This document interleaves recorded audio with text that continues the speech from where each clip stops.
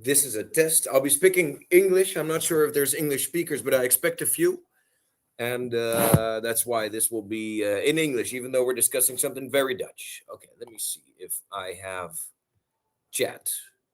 Good day.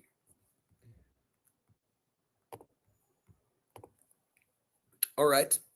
Um, Thanks for your time. Possibly one of the last things you do this work week. So let's get to it. We are going to discuss the new and improved ESOP systematics in the Netherlands, which is a important new feat in the tax system. And let's dive right in. These are my slides. What we're going to discuss today. First of all, the background, then the legal initiative. We will look at the new Box 3 regime, which you may have heard about because it caused a stir online. We're going to talk about the report Options for Growth, which we wrote up for the Ministry of Economic Affairs, which was one of the chips that led to this legislative proposal. We'll look at the new startup definition. We look at how the new ESOP rules work, and then we look at some frequently asked questions. Number one, what is all the fuzz about? Why are we focusing so much on startups? Well, we have come to the realization, luckily here in the Netherlands, that we are not a low-wage country. We don't have a lot of natural resources, and so innovation really should be the name of the game for us. We want to make sure that we have more firm creation. We also want to make sure that we have more a better scaling rate. And the startup climate is an important element to this. And since some time, the Dutch government has stated and restated the ambition to be a consistent top 5 startup country globally. So this is what Mona Keizer said, our then Secretary of State, back in 2018. This was a little bit before she went off the rails. The government has set the goal that the Dutch ecosystem for startups and scale-ups will become the strongest in Europe and achieve a top 5 position globally. This very year, we were ranked 14th, so we had some room for improvement. And tax, of course, an important arm. Everybody realizes there's much more that's important than tax only. So there's plenty different things that we have to address. But we came to the realization that infrastructure is quite good, level of education is quite good, but the tax system needs improvement because access to talent and capital were the bottlenecks. And tax has an important effect on your access to capital. We'll get to that a little bit more later on. Another thing that's at play in this specific space is, you will see that startups work quite a lot with equity for employees. And there's another reason we should want this because, it has proven, at least this is from international literature, not domestic, but it has proven to make companies better. So when you make a staff-owned company or put key employees on the cap table, companies become more productive, they grow faster, they make better earnings, and employees also are less likely to be laid off, and it helps them build equity. So that's how you can see that across the aisle, so to say, from economically left-leaning parties to economically more right-leaning parties, they are in agreement that it would be good to create a framework in which it is easy to ensure that you can involve employees in the company cap table, to make it easy for companies to become staff-owned. And for startups, this is highly relevant because look at this. This is kind of the startup funding cycle, and I took this from a well-respected piece of literature. This has been stated in Wall Street Journal as well, and this is how we look at what venture capital is. So if you look at the funding cycle of a company, you will see early phase, which is where we talk about seed funding, and that's where you will see the so-called friends, family, and fools rounds, and business angels, individual angels. And at some point, so this is a highly risky investment. These companies in this phase, very early phase here, you will see that it might not even be clear whether they have a product, so it's still in development. And if they finish the product, it's definitely still unsure whether they will find product market fit. So are you solving a problem that people feel or are you just building a solution that is a fine solution, but the quantity of the product is not large enough to build a company on? It's very risky in this phase because you can't really say anything with any accuracy about future cash flow. So it's pretty much a gamble. And at some point, development starts taking place. You start making revenue, and that's when we talk about early stage venture capital. And from an expansion phase on, so Series ABC, we start calling it venture capital. And this is an important element to look at because companies in this phase will have an incentive to limit cost. You have an investment, you want to make sure that you can make it last, so we call that the runway. You want to make sure that you can work with that as long as possible. So you want to reduce runway, reduce cost, and usually one of the plays to do that is to offer a lower fixed wage but a variable element. So top up pay, call it a bonus. But because you don't have cash, you are not incentivizing people with cash, but you incentivize them with a piece of the promise, and that is usually a incentive plan. So you want to give staff, for instance, company equity, and that's where stuff can get complicated, and that's when people start looking at options, because if you grant equity upfront, you need a valuation, because whatever discount you offer to staff is usually would be seen as wage in kind, which you need to gross up and pay tax on. So you want the employee to be able to acquire the shares at a fair market value, but usually you don't know what the fair market value is of the company in that phase, because maybe you haven't raised investment yet. So there isn't an outside price. And in order to backload, first of all, complexity, you often look at an options plan, an ESOP, and also to backload tax and cash events. So that's why ESOPs for early stage and venture capital phase startups are very relevant. It's one of the go-to instruments to incentivize staff with. Well, and it turns out the Dutch ESOP regime was not super tax friendly. So if we look at what's been stated by, well, there was a motion by Van Eyck, VVD, member of parliament. She said the House, noting that Dutch startups and scale-ups are at a disadvantage internationally because the Netherlands lacks tax-friendly schemes for employee share ownership, such as stock options, requests the government to further develop a policy option for a better ESOP regime. And this motion was accepted. And from there on out, the Dutch government set about creating better ESOP rules. In the meantime, there's another moving part here that's important to keep in mind. In the meantime, we also have Box 3 reform. Box 3 is the Dutch word or the Dutch term for our wealth tax regime. So we have a 3-box analytical tax system. And in Box 1 falls your employment income and home ownership. In Box 2 falls income from closely held shares, so 5% or greater. And in Box 3 falls income from all other sources. We used to levy tax on a deemed income in that box. So we still do this. It's a world unique system. We look at the asset balance on January 1st of all your assets if you're an investor or maybe an employee who has obtained a less than 5% stake in the company that you work for. We look at the value on January 1st. Think, or at least tax you for a deemed return of around 7% and tax that return at 36%. And the real income doesn't matter anymore. So if you make a lot more, you're a winner. If you make a lot less, you're a loser. And this system became, the Dutch Supreme Court said this system cannot go on because we are crossing the bridge, especially for people who save a lot, between taxation and, disowning people from their property. So if they have to hand in not only the apples that fall from the tree, but they have to actually cut branches off to be able to pay the tax on a deemed income, that's crossing that bridge. So we had to reform it. So pretty soon we figured we want to tax a real return in Box 3 as opposed to 2001 when the law was proposed.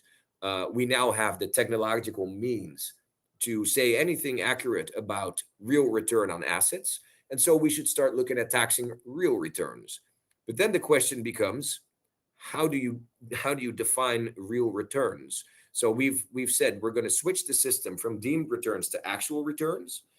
And then how about timing? Are we going to tax the income as it accrues, or are we going to tax it as it materializes? So are we going to do cash based or accounting based tax? And yeah, funny enough, the Dutch government has decided we will have a capital accrual tax, which online has largely been called the unrealized gains tax, the 36% unrealized gains tax. This is not super problematic for all assets, and it has some benefits, such as preventing a lock-in effect, where for tax reasons, people would defer economically rational sales and disposals. But for some elements, an unrealized gains tax is a very limiting move. Think about it this way: if you have a savings deposit, then you have an interest, and so there's always your accrual is fully cash. And you could say the same thing to a certain extent about listed stock. If you invest in listed stock, uh, well, the stock price may go up. That could be taxed at 36%, but if you should pay it, you could sell some shares in the stock market. For shares in startups, however, which are volatile and which often have high growth but no yield, if you have a successful investment, it's more difficult. You can't just sell them, there's no market for it. And even if there were, you probably wouldn't be allowed to sell the shares. And they can grow really rapidly. And that means that you have to, well, foot a significant tax bill. And that's going to mean that people who are already risk averse by nature, there's this funny thing in the human spirit that much rather wants a 100% guaranteed 5% return, if there were such a thing, uh, rather than a 90% guaranteed 6% return, even though anyone who understands game theory would understand that the latter choice is the more rational one. Yet the human mind likes certainty. And that means people are going to underinvest in startups and scale ups. And this is going to worsen that. So if you talk about access to capital, this does not help. And if you talk about access to talent, then crappy ESOP rules also do not help. So that's when, well, government asked for a report, and we were engaged for this. It's called Options for Growth. And we did a little bit of a comparison on how international ESOPs rules work. And luckily for us, there's actually a global ranking. Index Ventures has this initiative called Options for Growth. Options for Growth, not optional. And they rank countries' ESOP systematics. And turns out the Netherlands ranked quite poorly. We were ranked 11th of the, well, selected countries, at least. On the actual list, we're about number 40. But these are, well, let's say peripheral countries that the Netherlands feels it competes with. And if we look at what made it so poor, it is the Netherlands taxes at a very early stage at a pretty high rate. So look at this. We have a relatively low percentage of employee ownership, which is the last column. And one of the reasons is we tax early on in the process. So there can be liquid tax owed over dry income. And we also levy a pretty high rate, 49.5%. Whereas if you look at Estonia, for instance, we tax 20% when you obtain the option. And then all the rest is tax free as long as you own the instrument for more than 3 years. So that's a big difference. So to portray a little bit how this works in the Netherlands, we used to tax the option. This is where it gets a little more a little bit more technical. We used to tax the option when it would be converted. So going way back to the basics, the Dutch tax code says wage is all benefits derived from employment, and benefits not paid in cash are taken into account at their cash value. But that means you would have to value an option right, which is very difficult to do because it involves making a bit of a Black-Scholes valuation, which looks at market volatilities. It's a very complicated calculation, but it also requires an input that's a share price, and you may not even have a share price. If you want to value an option right to obtain stock in a non-listed company, you need to first make a DCF-based company valuation and then make a Black-Scholes valuation of the option right itself. And yeah, it's just not a feasible exercise for anyone. So we made this rule, Article 10A of the Dutch wage tax code that says if an employee obtains an option right to obtain shares in the employer, then not the moment of grant is taken into account, but the value that they obtain by exercising the option. What that means is, imagine you have a 100 euro strike price on your option to obtain 200 euros worth of stock, then that 100 gain is taxable as wage. And yeah, this leads to it's fair enough, right? If you listen to it like this, it actually sounds somewhat logical. But if we look at what that means in practice, it becomes a little bit less friendly because, okay, look, this is the case. Year one, this is Felix. Felix receives options. Strike price is fair market value is 0. In year two, he exercises the option, so he pays the strike price and receives a 10% stake in the company. In year five, the shares become tradable, and so he pays the tax. And in year seven, he exits the shares, and well, the difference between the 500K and 750K that the company has upon exit is taxed in the equity regime rather than wage regime. But what does this mean in practice? Well, in the Netherlands, Felix pays no tax when he's granted the option. In year two, Felix has to pay the company 10K to exercise the ESOP, so to become a share owner. In year five, the shares become tradable. So the underlying shares unlock. It's the end of a lockup period, and that's when Felix has to pay the tax as though it were wage on the difference between the strike price, which is the 10K, so and the value of the shares at that moment, which is 50K. So the 40K benefit is taxed as wage, and at that moment in time, Felix will have paid 29.8K in euros, consisting of a 10K strike price paid to the company and 19.8K paid to the government. And then in year seven, when he exits, the 250K value increase that he enjoyed as a shareholder is taxed again as equity gains at a, well, in this case, 24.5% rate. So if we add it all up, then his net gain is 37K and his maximum liquidity risk has been 29.8K. And if we compare the two, then his reward over risk percentage is only 124%. Whereas were this Germany, France, United States, or the UK, this gain would be quite a lot higher, all the way up to 588% in the UK, because there's no tax owed in the intermediate term, and the tax rate is lower. So in all the other competing countries, there was matching, cash and tax matching, and the tax rate was lower. So yeah, that's going to be a difficult case to compete for a Dutch ESOP. So if you have the choice as a talented engineer coming from outside of Europe, and you can be engaged either at the Dutch R&D facility or the German one, yeah, there's going to be a real tax reason to opt for German employment, or French, or UK or US for that matter.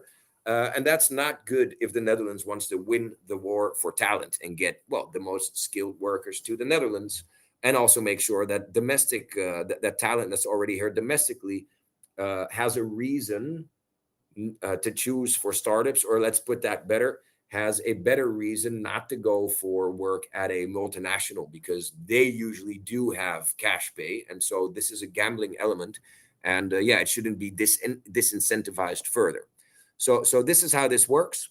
We put this in options for growth. Sorry for this being in Dutch. But if you look at the current existing ESOP systematics, we say it's not the issuance of the option, it's not the call that's taxed, but the moment that the obtained shares become tradable, that's when you pay the tax. There's not always some time between converting to share ownership and being able to sell the shares. But the reasoning here is that at least gives you the possibility to sell some shares should you need it to cover for tax. So we want to make sure that there's not an organic tax and cash link yet, but at least you could create liquidity. Well, you can see already that this would be a tax-induced cash out moment. So that leads, as far as I'm concerned, to a suboptimal regime where people may be tax incentivized to sell shares, whereas the real kicker is yet to come. And actually, companies would usually want their staff to remain shareholders. So yeah, we should do better. Now, if we tie this all together, Dutch government realized it may be time to look at a bit of a broader startup related tax regime. And we want to implement a few game changers because this is all part of the hunt for that systematic top 5 startup country status. Tie this all together: access to capital and an unrealized gains tax on investors, uh, relatively poor ESOP rules, and a bottleneck being access to talent. Yeah, it may be time to take some targeted measures for startups. But this, of course, comes at a cost because all the tax you defer and all the discounts you grant, uh, it's bad for budget. And at least in Dutch policy making, if you want to give someone a discount, you also need to know where you're going to get the budget from. So you have to make targeted measures because otherwise, there's just not a lid on your cash out. So that's where the new act comes in. So it's one legislative proposal called, the Startup and Scale-up Tax Incentive Act, and it proposes changes to the income tax code for specifically the box 3 regime, so the wealth tax regime for startup investments, and to the wage tax act by implementing a new and improved ESOP regime. So the first element here is startup status. We first have to define what is a startup. And if you get certified startup status, so the Netherlands Enterprise Agency tests your case and then grants you the status, you will have access to the improved ESOP regime and to capital gains tax rather than capital accrual tax as an investor. So how does it work? Here's the startup classification. Note, this is proposed legislation. It has been put up for internet consultation, and usually that input leads to tweaks, adjustments, to improvements. So this is the current wording of the law because this is what's officially been issued. But behind the scenes, this legislative proposal is still being worked on, and it's not in its definite form yet. But for now, here's the definition of a startup or scale-up company. So if you look at Article 10BA of the Dutch Wage Tax Act, which, funny enough, is where this is going to be defined. You'll see here, for the purposes of Article 10B, which is a new ESOP regime, a startup or scale-up is defined as a withholding agent A that operates a business aimed at rapid growth through a scalable and repeatable revenue model rooted in innovation, whose shares or profit-sharing certificates are not traded on a regulated market, and who is also not linked to a listed entity. And also, you need to be issued the status. So you may wonder, how do we test this? By the way, if you guys have any questions, just put them in chat, and I will address. Sorry. So if we look at the qualifying startup, we first have to look at, is the company focused on rapid growth, and is it based on a scalable and repeatable revenue model? We don't know yet how this testing will look because there's probably going to be a ministry decree that creates this framework for the Netherlands Enterprise Agency to do the testing, because it can be an at-will thing, right? There can be one guy sitting behind a desk just based on gut feeling saying, you are innovative and you are not. So we have to have some sort of a framework. So some safe havens have been proposed.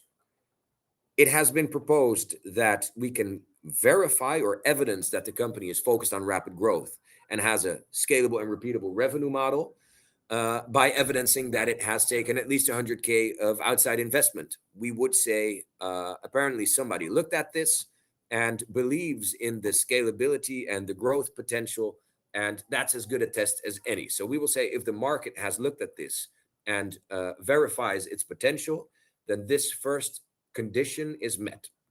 The second one is it needs to be rooted in innovation. This, I guess, is a backstop to prevent all sorts of service firms that are not innovative from also, being able to reap these benefits, which in itself, of course, would not be a bad thing. But for budget, I guess this puts a lid on it and creates political goodwill. So it needs to have its origins in innovation. It has been proposed there that a safe haven would be a WBSO grant, a R&D deduction grant. because that is only granted to companies who do technical innovation with payrolled individuals by the Netherlands Enterprise Agency. So it's efficient. So this would be two safe havens. And then, well, to whom the status is certified. So Netherlands Enterprise Agency gives you the status. First, it's for 8 years. Then you can extend it by 5 and 5, and then 3 years. We think this 8-year term is going to get extended because the average VC cycle turns out to be 10 plus 3 to 5 years. And the average time to exit, should a company exit in the Netherlands, is at least 13 years. So we are seeing some movement around these terms. But for now, this is a proposed legislation that we have to work with. And just as I say this, the thunder roars in here in the background. So it's an exciting day to sit here in the company bar and do a webinar. Then we look at the new ESOP rule. How does the new ESOP rule work? Well, it's an improved regime, and it's I think it's relatively friendly. So the timing of taxation is going to be deferred until the moment the shares are sold. So that actually matches really well with the international standards. And the effective tax rate will be lowered from 49.5 to 32 and a little bit percent. This is achieved by lowering the tax base to 65% of the benefit. So sales price minus strike price is your gain. This is taxed as wage, but 35, so 1/3 of that is exempt. So 65% of that gain is taxed in box one at the regular rates of 49.5%, but this ultimately leads to the capital gain being taxed at most 32%. So if we put that in a box, it looks like this. The portfolio image you see is the moment of grant. That little recycling logo is when it converts to shares. The lock is when the shares become tradable, and the firecracker is the exit. If we take the fair market value that the shares have when they are, or that the shares have when the option is granted, the call option is granted, the value that's created from that moment on is covered by the exemption. So the pre-existing value is not. And there's a reasoning here. You could say that a person who chooses to work at a venture phase startup takes, for the variable part of their pay, a risk that's pretty comparable to the risk that a founder takes. But that's only true for the value that they help create and not for the pre-existing value. So if the company already has a value and you join it, that pre-existing value, you're not taking a entrepreneurial-esque risk for that. It's pre-existing, it's a certain thing. But for the value for your upside, you're taking a risk that's very comparable to that a founder would take. And so that's incentivized. And by making that 32%, you're actually matching the tax rate that a founder would be covered by in box 2 if they should exit. So there's parity there between the early stage startup staff and the founders of the company. That's the reasoning. So there's that. Let me get back to the slides. What would that do? We have not yet seen the new not optional ranking. I have been in touch with the researchers and told them about this new regime, and we can only speculate how this is going to be evaluated. But I would imagine this would align somewhere around France, for instance, because, tax rates comparable, a little bit higher, 20% higher, 6 percentage point. But where ultimately the taxation moment is the same. So there's tax and liquidity parity. Taxes deferred until the shares are sold, and the tax rate is significantly lower than it used to be. So I would consider this positive change. There are some additional requirements currently. So if we look at Article 10B of the Wage Tax Act, there's not only a requirement set for the company, but also for the ESOP itself, so for the plan. And it currently requires that the strike price is set at fair market value. It's also required that there's at least a 2-year vesting scheme, so to say. So the first moment that the option can be exercised should be at least 2 years from grant. And also there has to be a right of first refusal for the company. And I can explain these. The rationale between the right of first refusal for the company is that it has access to the information. So if we defer the tax until the shares are sold, That right of first refusal gives the company, lets the company know that the shares are being sold, because that's when the wage tax would be triggered. So that's a mechanism to make sure that there's symmetry in information. The idea of the fair market value being the strike price is limiting the exemption to only the upside that the employee has helped create, not pre-existing value, because otherwise we would have a method of ultimately granting pre-existing value at a tax discount to sitting employees. That's not the idea, because it kind of nullifies the whole idea behind the Wage Tax Act. And the 2-year vesting scheme is there to avoid flash capital gains, so to say. So if you know the exit is coming up, this would preclude you from, in the last mile, granting a whole big batch of new options, even though the fair market value strike price would already limit the materiality of that. It's an additional safety mechanism. These clauses have been zoomed in on in internet consultation as well, so we can't be sure whether these will survive. But for now, if you want to work and implement an ESOP regime that you think should be covered by this regime once it triggers, yeah, this is the information you currently have to work with, and your ESOP should reflect a 2-year cliff, fair market value is strike price, and there should be a right of first refusal for the company. So far, so good. Any questions, let me know in chat. Otherwise, I will continue. Some FAQs. Does the new stock option regime apply retroactively? Yes, it applies to ESOPs that have been implemented since October 25, which is when this regime was announced. At least not in this form, but it was announced that a regime would be made. And so this can apply retroactively. What this means in practice is, I would say, not so much that older option plans that materialize when this new systematic kicks in and that meet the classifications cannot benefit from the lower tax rate in the later moment of taxation. But I think that the fair market value bottom, so the low watermark, so to say, or the high watermark, I should say, is going to be set at company value in October of 25, basically. Does the new regime fully eliminate the dry tax issue, or can employees still face taxation without liquidity? They could. So you still have room to choose for taxation when you exercise, for instance. And that could lead to, liquid cash being owed on dry income. There's not that much of a reason to do that anymore, because with this discount, there's not really a reason to exercise early, because your whole gain is taxed at the same rate as it would be in the equity regime. So there used to be an incentive when there was still the 50% tax rate to convert early and take the tax hit, because from that moment on, all your further gains would be taxed in the equity tax regime, which is a lower rate.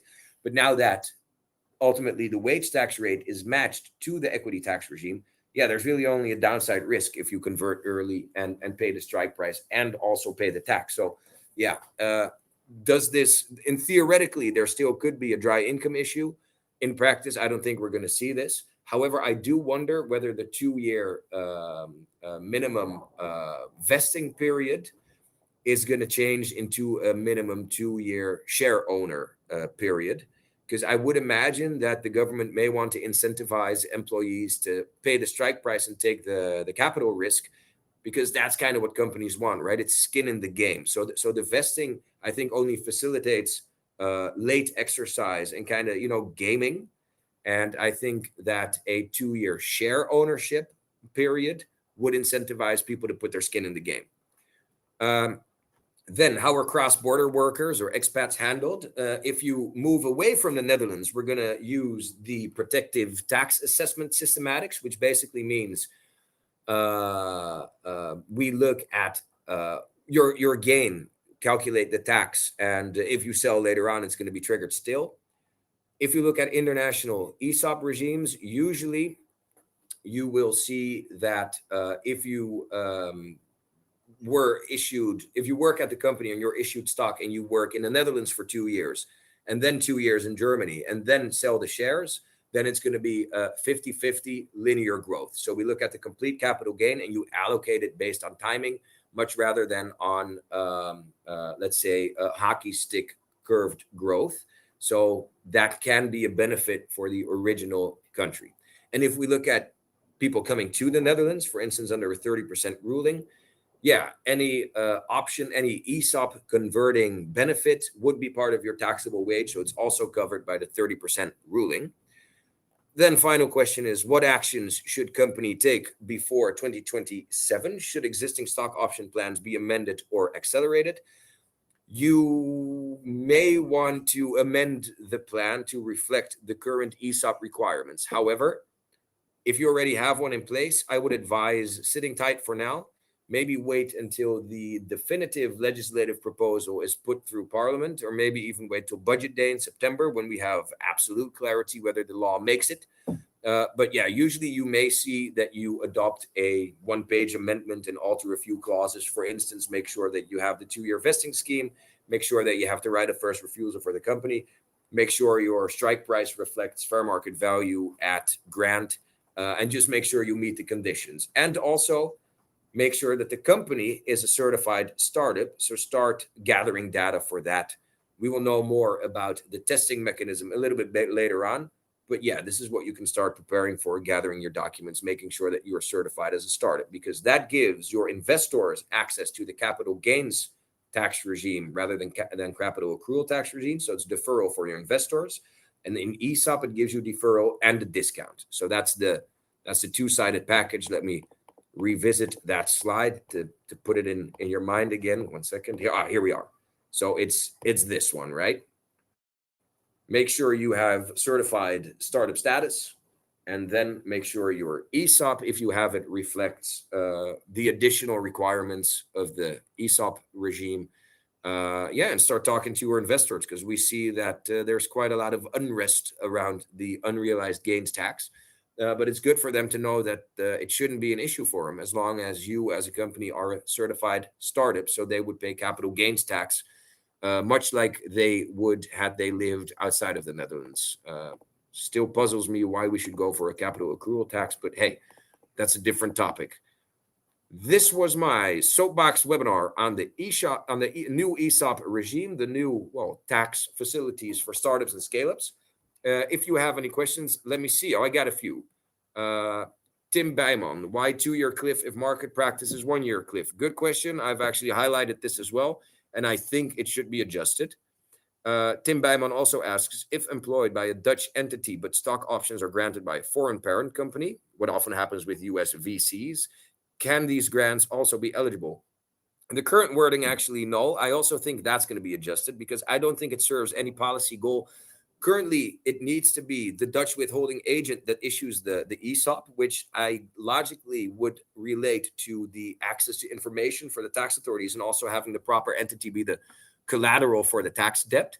But I think that the current legislative proposal does not take into account that even if it were the parent, if it were equity in the parent, it would still gravitate. There would be a force of attraction to the employment relationship. So it would link to the employing entity either way.